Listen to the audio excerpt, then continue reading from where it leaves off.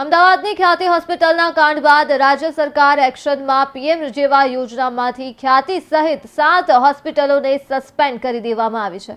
આરોગ્ય વિભાગે પીએમ જેવા યોજનામાં 7 હોસ્પિટલોને સસ્પેન્ડ કરી અમદાવાદની 3, સુરત, વડોદરા, રાજકોટની 1 તથા ગીર સોમનાથની હોસ્પિટલને પણ સસ્પેન્ડ કરવામાં આવી છે। સુરતની સનશાઇન ગ્લોબલ હોસ્પિટલને સસ્પેન્ડ કરવામાં આવી છે। પીએમ જેવા યોજનાનો ગેરલાભ ઉઠાવતા આવતો હોવાનું પણ સામે આવ્યું છે।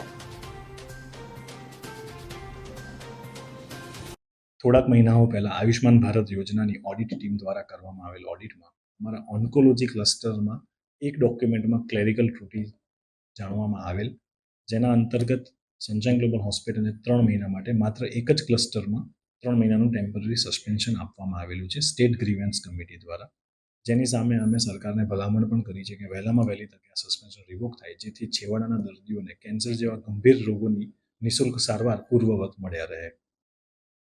બીજા બધા જ ક્લસ્ટરો જેમ કે હૃદયરોગ, ઓર્થોપેડિક્સ, ડાયાલિસિસ, યુરોલોજી, નેફ્રોલોજીમાં પૂર્વવત આયુષ્માન ભારત યોજના અંતર્ગત નિઃશુલ્ક સારવાર અહીંયા ઉપલબ્ધ જ છે।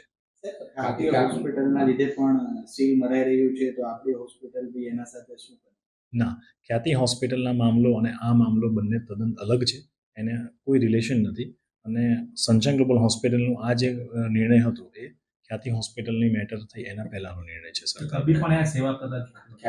Doctor Sanjay Patoliya sunshine global hospital સુરતમાં જેવી રીતે 100થી વધારે વિઝિટિંગ સર્જનો સેવાઓ આપી રહ્યા છે, એ જ રીતે છેલ્લા 1.5-2 વર્ષથી વન્સ ઇન અ મંથ એ અહીંયા આગળ આવીને પીડિયાટ્રિક પેશન્ટ્સની સારવાર કરતા હતા।